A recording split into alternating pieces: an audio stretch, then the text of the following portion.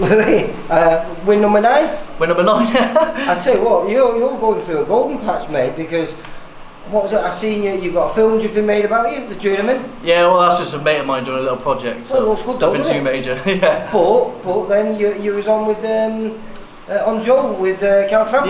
Yeah, that come out of the blue. Like I sort of half knew Chris Lloyd, who does it. I sort of half knew him from seeing him around, and saw him on Facebook. And he was, what would be good if we had a journeyman on the podcast as opposed to all these big names. So. Yeah. It was really strange being in that. Well, I filmed you at was it Blackburn? Blackburn, in George's Hall, wasn't it?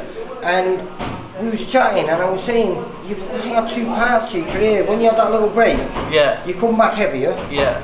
And since then, you've been performing really. I mean, you take him rounds almost in every fight. You take him rounds and running him like 39, 38. So what's been the difference? I don't know, maybe the weight. I'm very small for the weight anyway. I'm small for a light middleweight, let's be honest. Some campaigner like super middle and light heavy. I'm still very small for the weight, but I think sometimes it works in my favour because they're slightly slower. You sort of see the shots a bit more, and because they're a bit bigger, they've got to cut down, punch down onto me. I can sort of get myself out of the way. You looked at that when you were competing at the weight that perhaps you should have been, which was like middleweight when I first met you. Yeah. I think in the first 50 fights you probably got stopped about 5 times. Yeah. I don't think you've been stopped in your last 50 odd fights. 50 odd fights, no. But maybe this is at a weight much heavier against some of the best kids in the country. That makes sense, doesn't it? No. I think that obviously every fighter will tell you your punch resistance gets worse when you cut the weight off, as does your punching power. So maybe just holding that extra weight on me, it just makes me feel a bit healthier. Obviously I don't live the best lifestyle. But you know something, when I was speaking to you, you wasn't really happy with the sport. You seemed very frustrated, and I say maybe the dieting was making you an angry man. Yeah. And when you came back, I think you came back against John Telford against one of our shows. Yeah. Who you fought earlier on in your career, and you just seemed a totally different fighter. Yeah. You seem to be enjoying yourself now. Yeah. And every time you strike the pose. Yeah, strike the pose. The Christian rules. And that was I think Aaron Michaels there had not fought for 3 years. No, good record, 5 and unbeaten. Yeah. 5 wins, 1 draw on his record.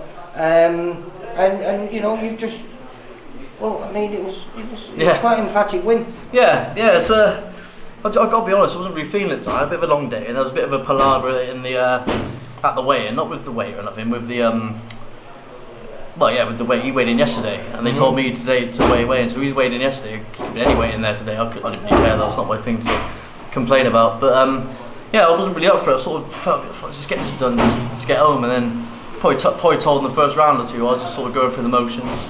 Second round I started jabbing him down to the body and then closing the gap, and then third round, he caught me with a nice shot. What was a left hook, wasn't it? The right hand was the first one they got him, and I saw that buzzed him and he went for a little walk. And then the left hook, because the house second, I don't know what his name is, otherwise I'll give him a shout. But he was shouting, "Left hook, mate, on the left hook." I could hear him, and I was like, "Aaron can hear that, cheers mate." And then bang, caught him, and that was it. Yeah, that's what started the real trouble. Yeah. And I thought, I can't step off now, I need to keep the board happy. It's been a while since I had a win, so. Yeah, like you say, but I think you keep the board happy now because your performances are showing that you are really, really testing your opponents.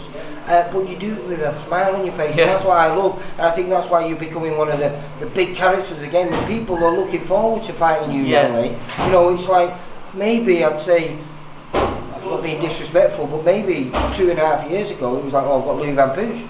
Now people want to fight you. Yeah, I don't know. I think it's because like with the promoter probably uses me and probably thinks, I'll use him because he's not a ticket seller. I can't sell tickets. Well, I can, but it's hard work. I don't want to. But they bring me in. I'll bring something a little bit different. The fans enjoy it. I bring them all to a they didn't like they messed up my ring wall, by the way. But I bring them all to a quirky song which the people know and people naturally dance to it. So you add that with entertainment.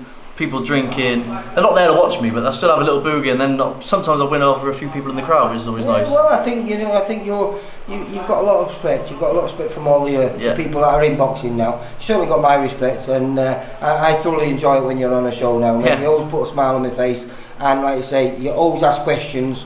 And tonight, you asked some big questions. Yeah. But it is what it is. It's my job, really. On to next week, hopefully.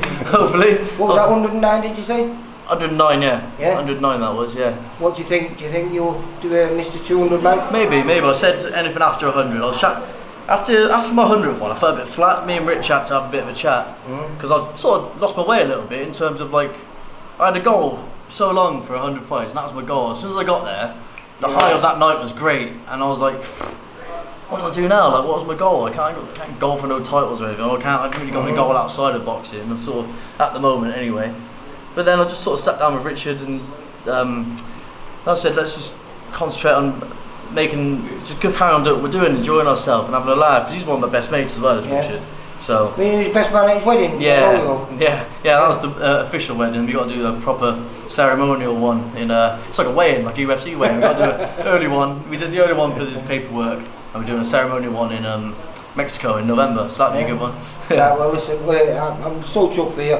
Fantastic performance. Yeah, absolutely well deserved. Was it third round stoppage? Was it? Third, yeah. Yeah. Third. Well, listen, well done, and we're number 9. Yeah, thanks very much, boys. Take care, thanks for having me, VIP. For all boxing info, news, and latest interviews, amateur and pro across the north, click and subscribe. VIP Boxing Promotions. Also, Twitter, Instagram, and Facebook.